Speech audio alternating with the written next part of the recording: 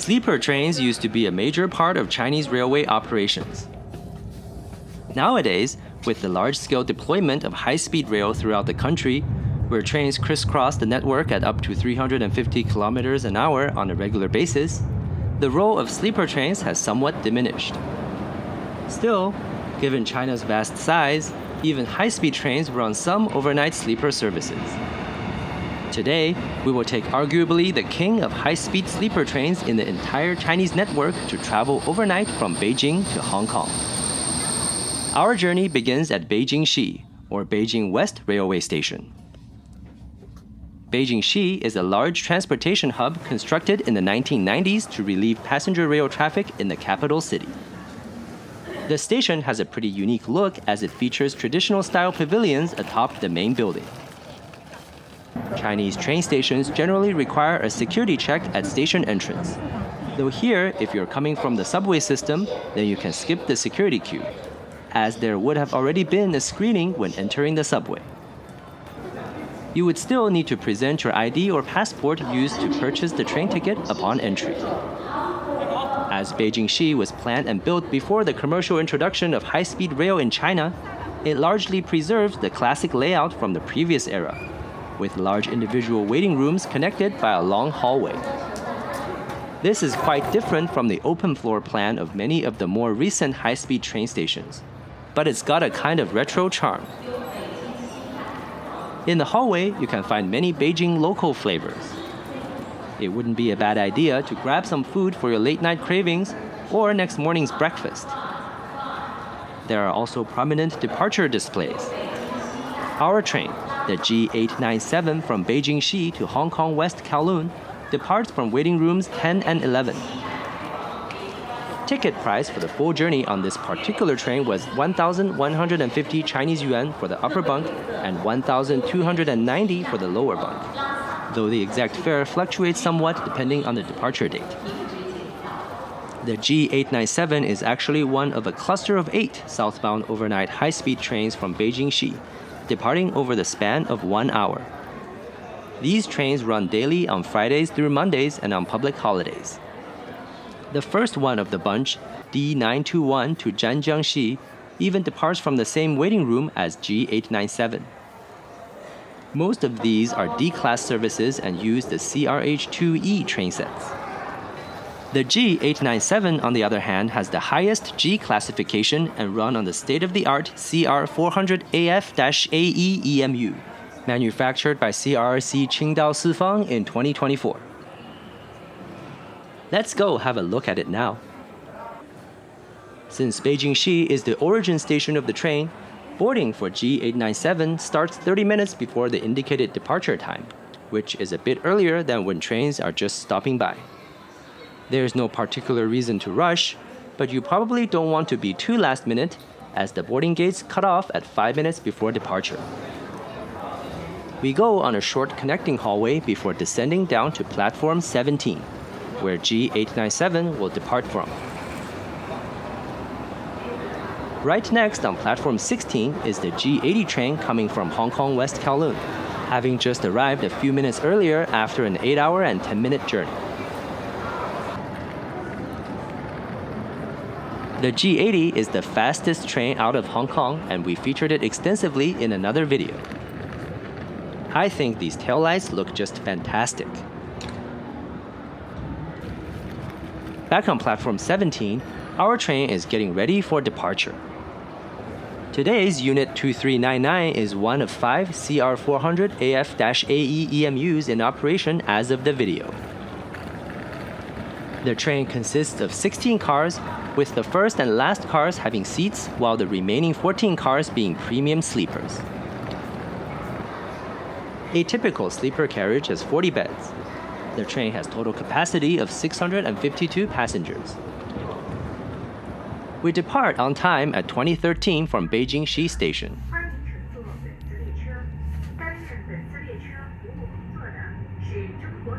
The sleeper car is split into compartments, with each having 4 beds.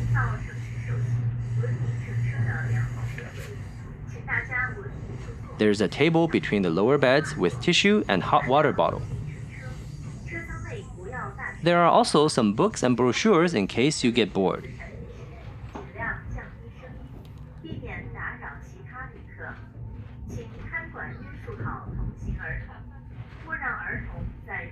Upper and lower bunks are set up similarly, with the lower bunk having a cushion for additional comfort when it is configured as seats. As this is a premium service operated by China Railway Guangzhou Group, each bed comes with a snack box that features cities in Guangdong. Content includes some cashews, dried fruits, and beef jerky. Probably not enough for a full meal, but certainly a nice touch. There is also a toiletry bag which includes toothbrush and paste, a comb, disposable towels, and some creams. It's perfect for an overnight trip, and better yet, you can keep the bag as a souvenir.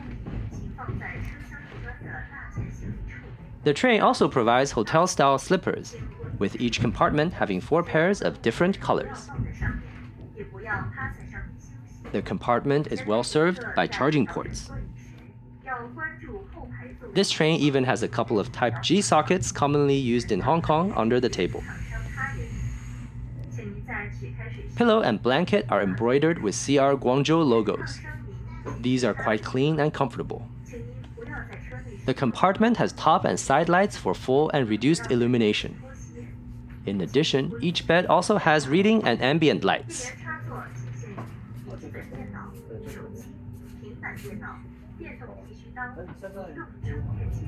Space is okay on these beds.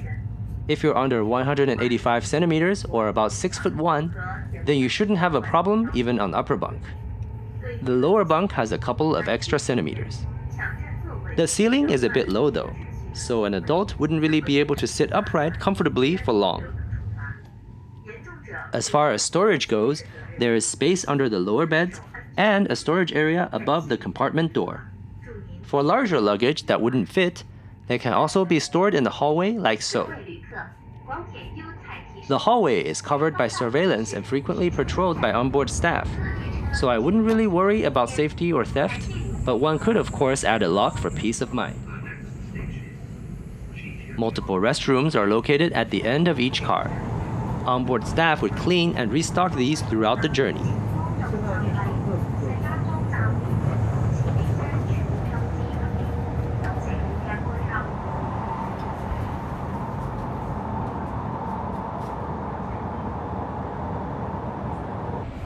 The train is even equipped with an oversized accessible restroom.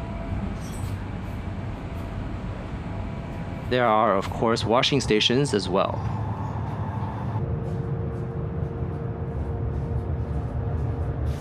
Car 8 of the train is partially a dining car.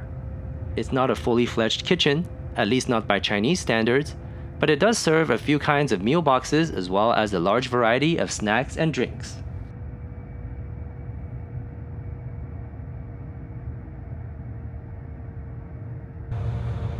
The G897 runs around 240 to 250 kilometers per hour in southern Hebei before approaching Shijiazhuang Station, the first stop in the trip. The EMU itself is capable of 350 kilometers per hour and indeed runs at the top speed at times.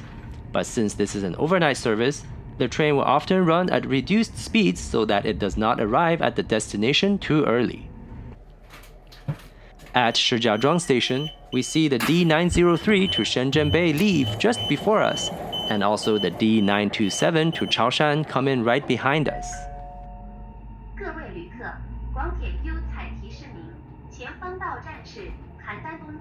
As far as actual ride comfort goes, the interior is quite polished as you just saw. Bedding is meticulously clean, and the mattress is apparently memory foam. No complaint there. The hallway always stays illuminated, but once the compartment door and curtains are shut, it is complete darkness inside.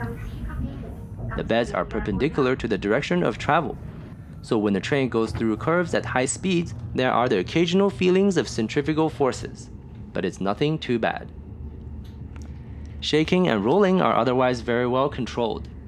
Since it is mostly pitch black outside, in open and straight sections, you might struggle to tell if the train is going 250 or 350 kilometers per hour. One thing I did notice though is noise. Again, on normal open tracks, there is just a gentle hum inside the compartment.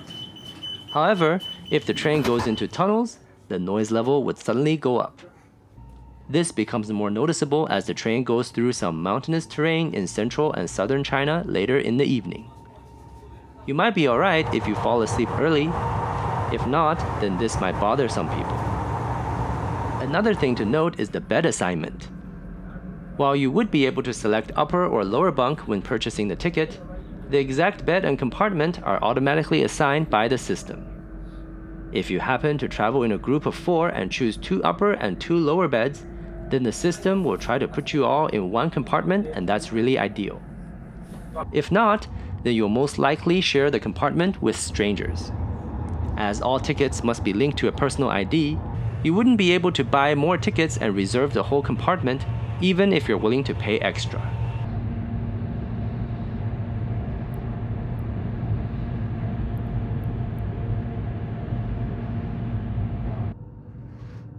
At 23:25, our train stopped at Zhengzhou Station right on time. The station still looks busy at this late hour.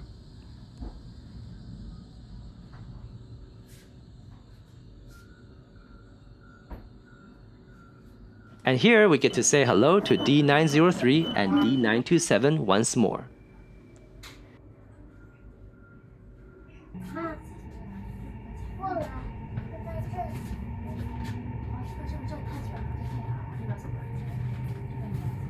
Late at night, onboard staff would come around and pull down the curtains.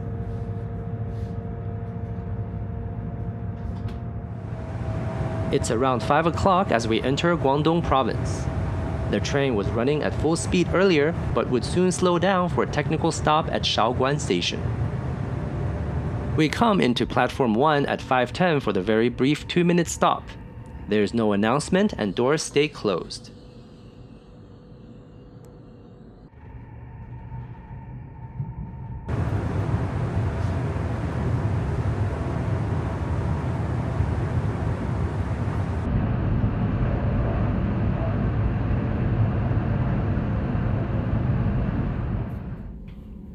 The sky started to light up not long after we passed Beijing Xi Station.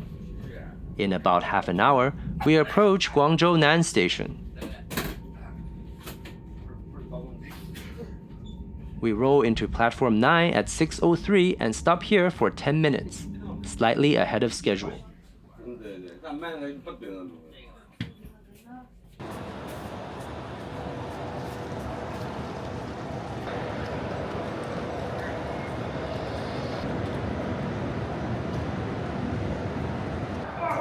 Across on platform 6 is the early morning D7185 train bound for Zhuhai, scheduled for 6:32 departure.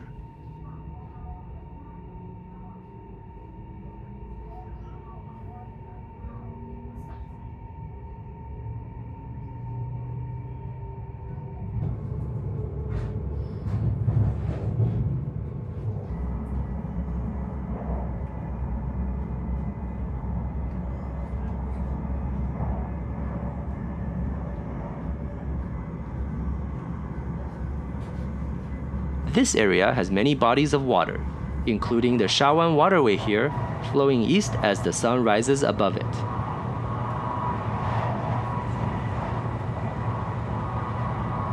You can see many farms, villages, and factories as the train flies by the landscape.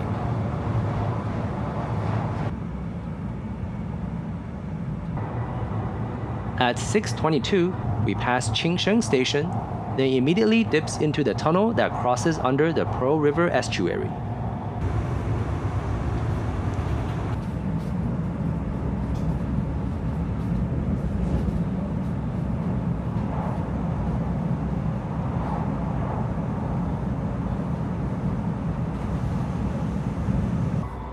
We are approaching Shenzhen Bay Station now. Even at this early hour, China's massive high-speed rail network has already come to life, with all manners of trains coming and going around us.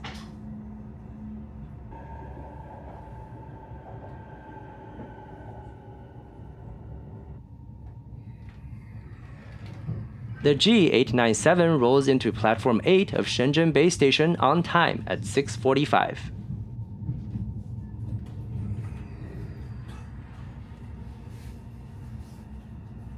Across from us on Platform 9, the outbound G2492 from Shenzhen Bay to Chengdu Dong is getting ready for the day.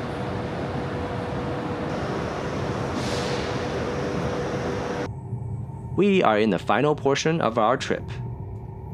The train enters a tunnel soon after departing Shenzhen Bay and remains underground for the rest of the way to Hong Kong West Kowloon.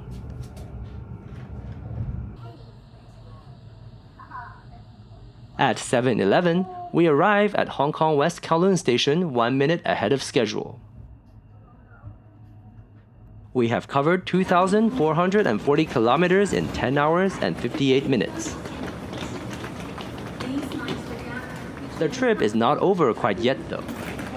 Under the One Country, Two Systems arrangement, travel between mainland China and Hong Kong is subject to border control, and high-speed trains are no exception. To facilitate high-speed rail operations, both mainland China and Hong Kong's CIQ functions are co-located at West Kowloon Station. Southbound passengers face no border formalities prior to boarding the train. Instead, they would clear both sets of border procedures after disembarking. On B2 level arrivals, you will first come up to mainland China immigration. There are separate queues for foreigners and Chinese nationals. You then proceed through the mainland customs area. Afterwards, there is a yellow line on the floor that demarcates mainland and Hong Kong port areas. Go forward through the corridor, and a Hong Kong SAR emblem greets arriving passengers. There is a large bank of e-channels for Hong Kong residents and other eligible persons to the left. There are also manual counters to the right. After getting through the Hong Kong immigration and customs area, take out the ID or passport linked to your train ticket, then scan it at the exit. Upon leaving the paid area, you may turn left for Austin Station on the Tuen Ma line, or go up to the GFM level and follow signs for Kowloon Station on the Tung Chung line and Airport Express. Buses and taxis are of course available as well. If you made it this far, thanks for watching, and I really hope you enjoyed this detailed review. Don't forget to like and subscribe for more transit and border crossing content. Have a good day and see you in the next one.